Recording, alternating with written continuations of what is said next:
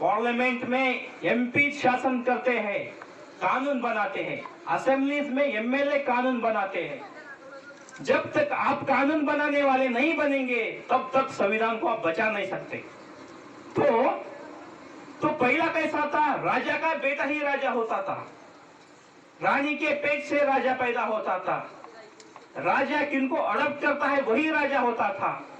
लेकिन बाबा साहब अम्बेडकर के संविधान के माध्यम से राजा के पेट से नहीं या रानी के पेट से नहीं या अडॉप्ट करने से नहीं, वो वोटिंग से पैदा होता है।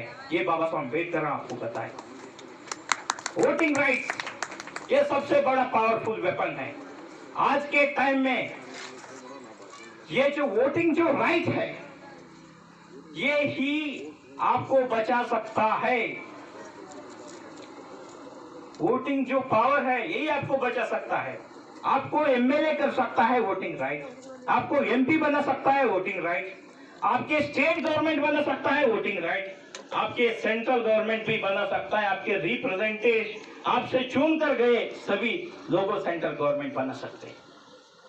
तो संविधान केवल आंदोलन करने से या मोर्चे निकालने से या कॉमन मैन बचा नहीं सकते।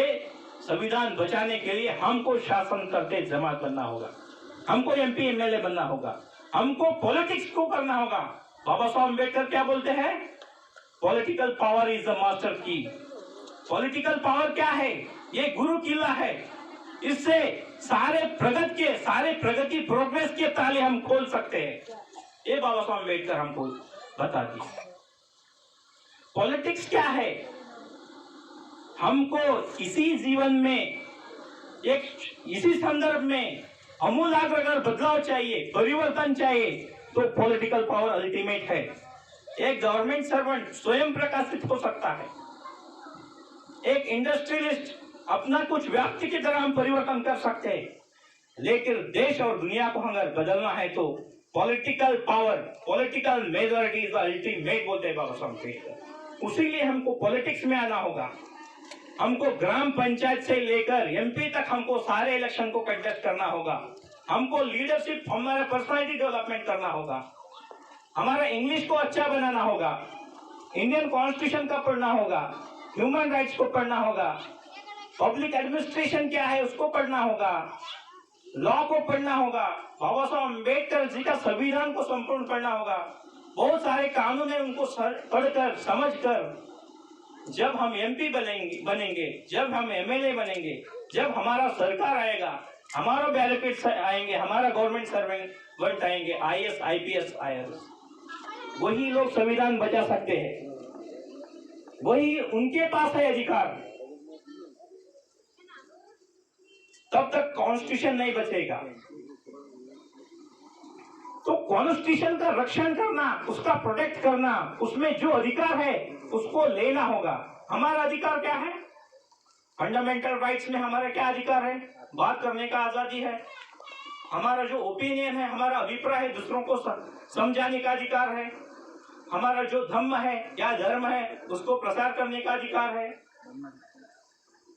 हमारा जो सिद्धांत है उसको प्रसारित करने का अधिकार है। मानव और मानव के बीच में सही संबंध, समता, स्वतंत्र, बंधुत्व, न्याय करना, प्रसार करने का अधिकार कॉन्स्टिट्यूशन ने दिया। तो ही कॉन्स्टिट्यूशन बचेगा हम जब उन पोजीशन के ऊपर जाएंगे। और हमको एडवोकेट्स बनना होगा, यानी कि वकील। I am also law student, मेरा भी लॉ अभी समाप्त हो गया है, मैं भी प्रैक्टिस करता हूँ डिस्ट्रिक्ट कोर्ट में।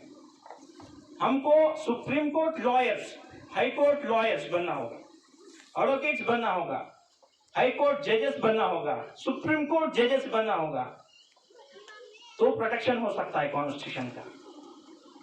ये तो हो गया संविधान की संरक्षण कैसा होगा। दूसरा, इस देश में सबसे बड़ा समस्या कौन सा है, इस देश में सबसे बड़ा जो समस्या है वो कास्ट सिस्टम है। 12वीं शताब्दी में महात्मा बसवण्णा जी ने, उन्होंने सारे जाति के लोगों को उनके जो अनुभव मंडप है बोधन किया। जो कल्याण में क्रांति हुआ वो भी समता, स्वतंत्र, बंधुत्व, न्याय के लिए हुआ।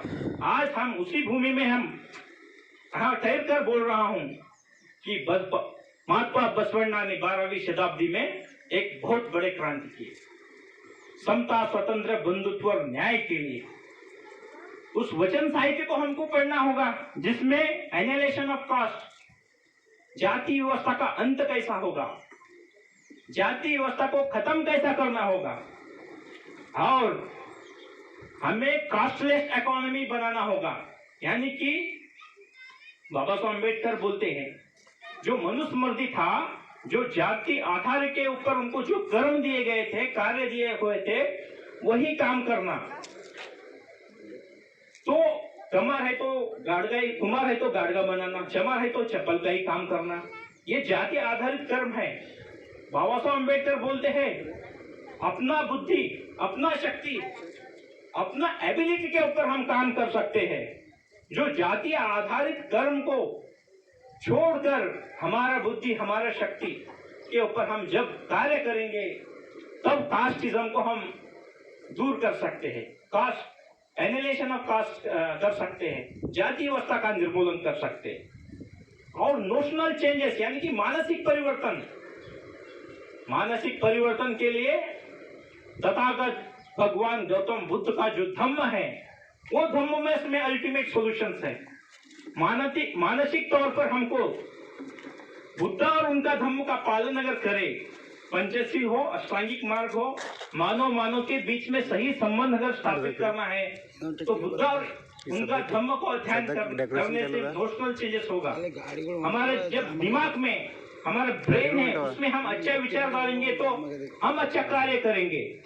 अगर हमारे दिमाग में हम गलत विचार डालेंगे तो गलत काम करेंगे। तो मेडिकल साइंस क्या कहता है, तो ये ब्रेन है, ब्रेन का जो ब्रेन में क्या भर दिए वही ऐसे रिएक्ट करेगा बॉडी। तो जो बुद्धिज्म है वो ब्रेन को अच्छा संरक्षण देता है, अच्छा सिद्धांत सिखाता है, समता स्वतंत्र बंधुत्व मैत्री करुणा कैरेक्टर और मोरालिटी के बारे में बात करता है। कौन? बुद्ध और हीन धम्म। उसके लिए बुद्ध और हीन धम्म को हम अपनाना होगा। हर एक व्यक्ति के घर में, सभी के घर में एक तो कॉन्स्टिट्यूशन, इंडियन कॉन्स्टिट्यूशन, और दूसरा बुद्ध और उनका धर्म, बुद्ध और उनका धम्म, ये दो महाग्रंथ हमको कंपलसरी रखना होगा।